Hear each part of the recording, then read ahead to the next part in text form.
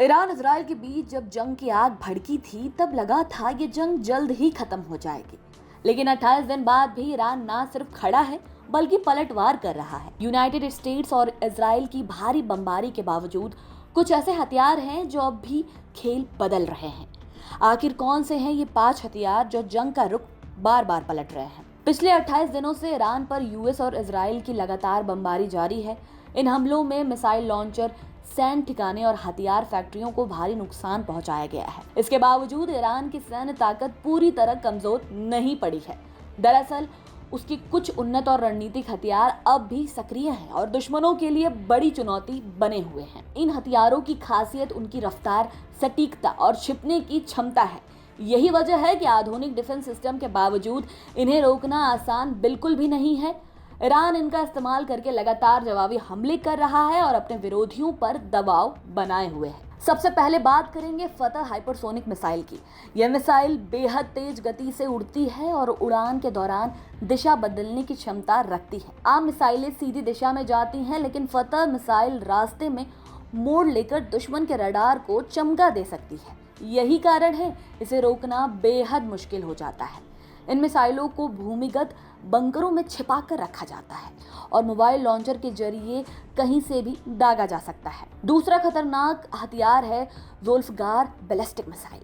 ये solid glue पर आधारित है, जिससे इसे लॉन्च करने में बहुत कम समय लगता है। जहां पुरानी मिसाइलों को तैयार करने में घंटों लगते थे, वहीं ज़ोल्फगार कुछ ही मिनटों में दागी जा सकती है।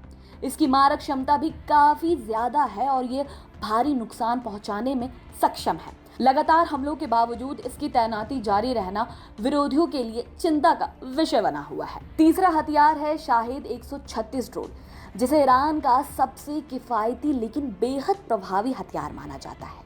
ये छोटे आकार का ड्रोन कम ऊंचाई पर उड़ता है, जिससे रडार इसे आसानी से पकड़ नहीं पाते।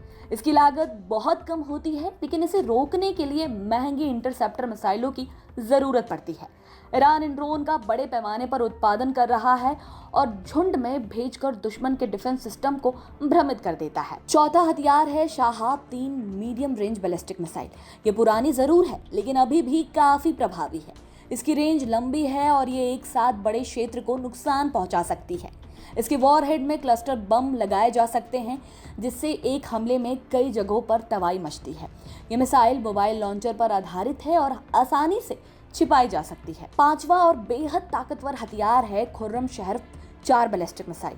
यह लंबी दूरी तक मार करने में सक्षम है और इसमें एक साथ कई वॉरहेड लगाए जा सकते हैं। ये एक ही समय में कई लक्ष्यों को निशाना बना सकती है, जिससे डिफेंस सिस्टम पर दबाव और बढ़ जाता है। इसकी लॉन्च साइट्स गहरे भूमिगत होने के कारण इन्हें नष्ट करना बेहद कठिन हो जाता है। कुल मिलाकर इन 5 हथियारों से साफ होता है कि ईरान अभी भी मजबूती से मुकाबला कर रहा है। भारी बमबारी के बावजूद उसकी सैन्य क्षमता पूरी तरह खत्म नहीं हुई है। यह हथियार न केवल दुश्मन के डिफेंस सिस्टम को चुनौती दे रहे हैं, बल्कि पूरे क्षेत्र में तनाव को और भी ज्यादा बढ़ा रहे हैं। आने वाले समय में ये संघर्ष कितना लंबा चलेगा, ये कहना बहुत मुश्किल है, लेकिन इतना तय है कि ईरान अभी भी पीछे हटने के मूड में बिल्कुल नहीं है।